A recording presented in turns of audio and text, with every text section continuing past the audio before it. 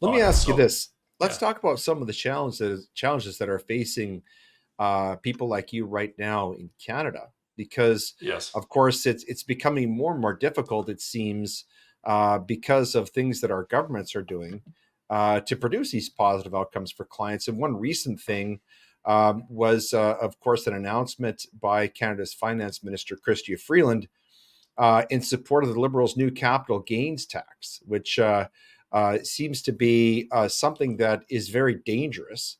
What do you think is motivating the Liberal government in terms of taxing capital gains, and what sorts of challenges does that pose to people like you who are in the business of investment and want to hmm encourage investors not only in Canada but outside of Canada to invest in Canadian business and in our economy so that our economy will grow? What sorts of challenges do uh, uh, these legislative changes pose to people like you and your business?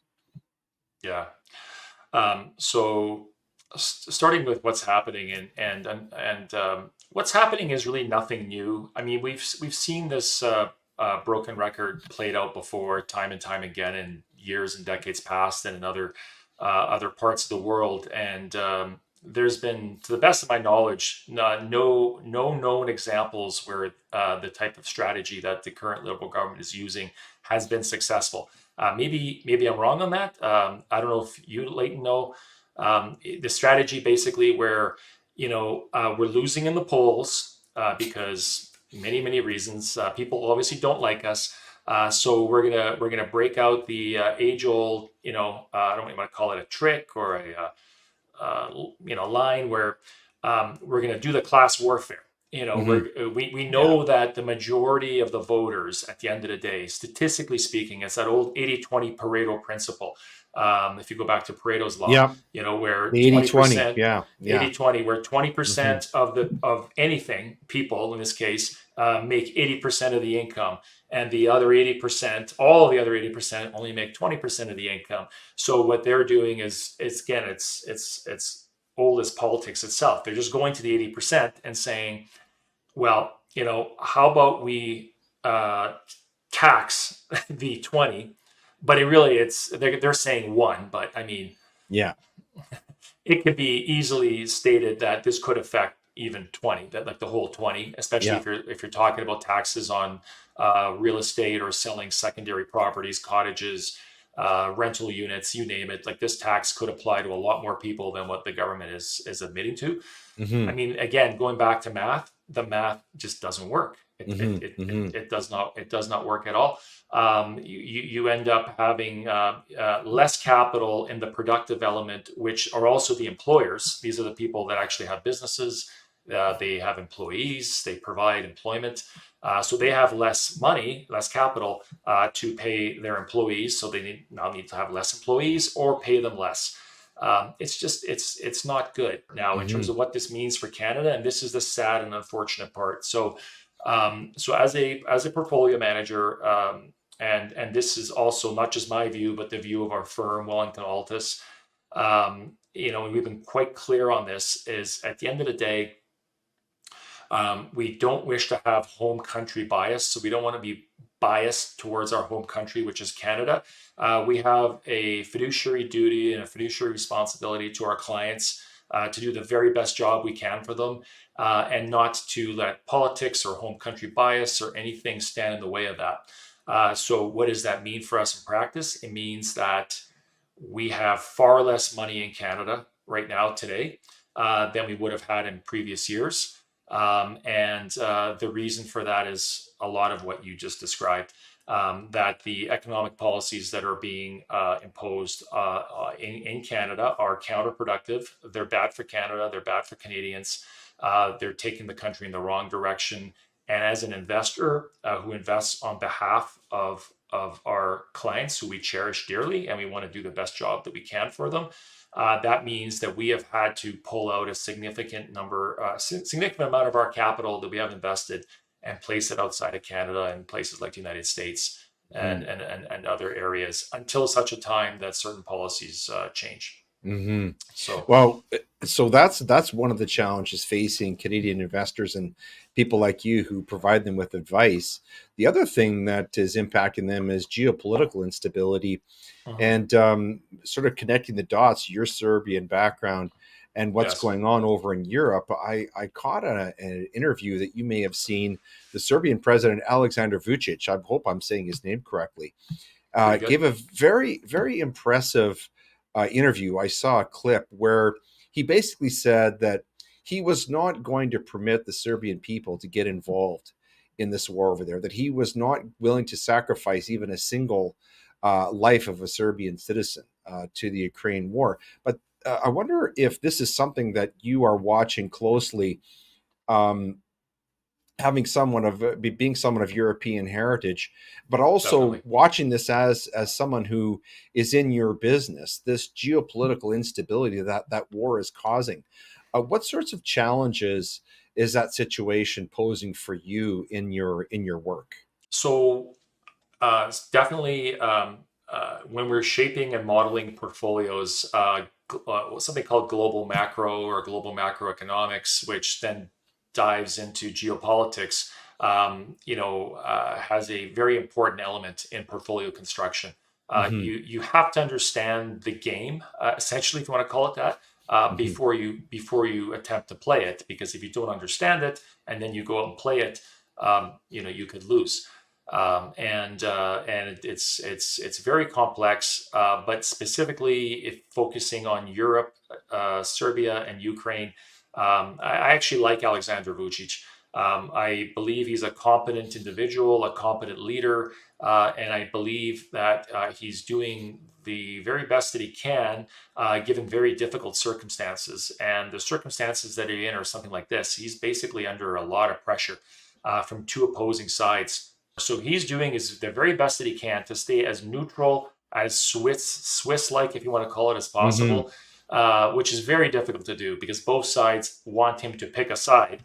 He's Hmm. trying his very best to not pick a side. Yeah. And one of the ways that he could circumnavigate that is to try to do his best to diffuse the war in Ukraine, Hmm. because it's that war in Ukraine that's causing a lot of the pressure that's being put on him from both ends. If that Hmm. war were to subside or end, then that pressure should also, to at least to some degree, subside.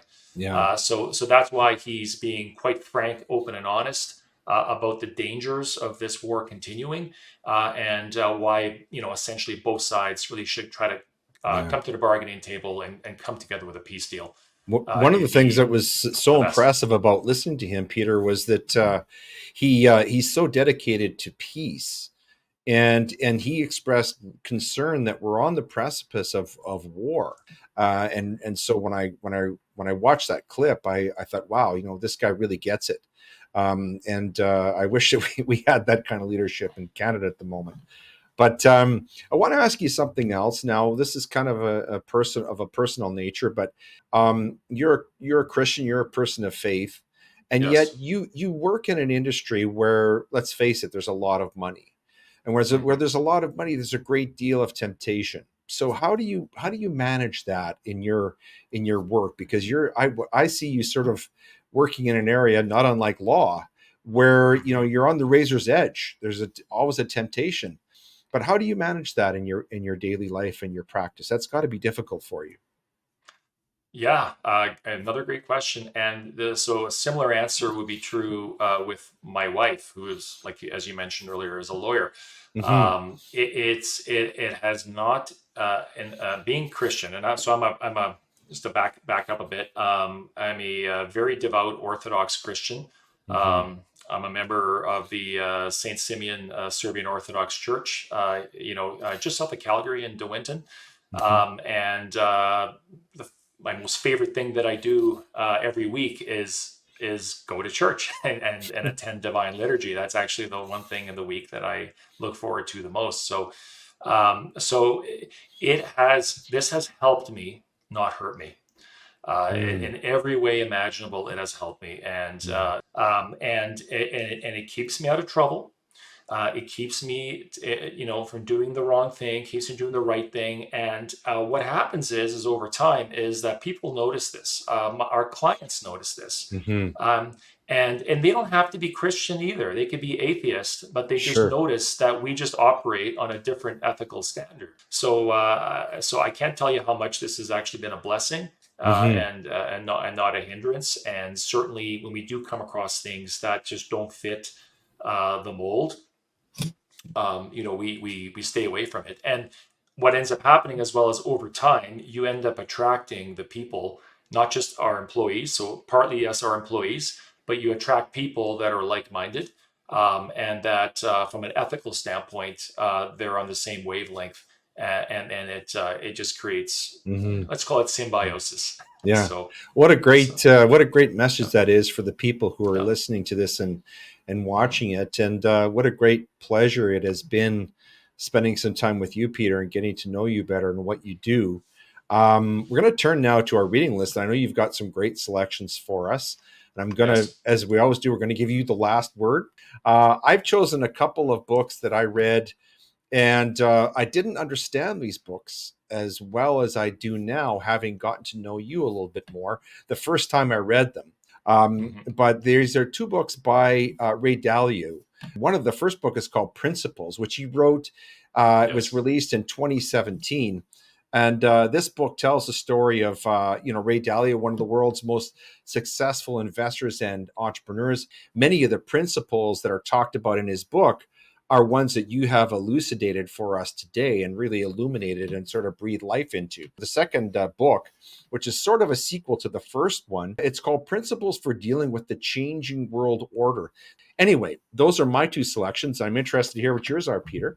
I have two as well, although they're very short. They're very short, easy reads, and one is more of a paper than it is a book. The first one is a book by a Father John Romanides called Romans, Feudalism and Doctrine. This book is fascinating. It really is that kind of formative in terms of the history of Christianity. Fascinating. Um, and the other one is actually a paper. He's a portfolio manager in Texas. His name is Chris Cole. He owns Artemis Capital Management, Mm. and he wrote this paper called "The Allegory of the Hawk and Serpent."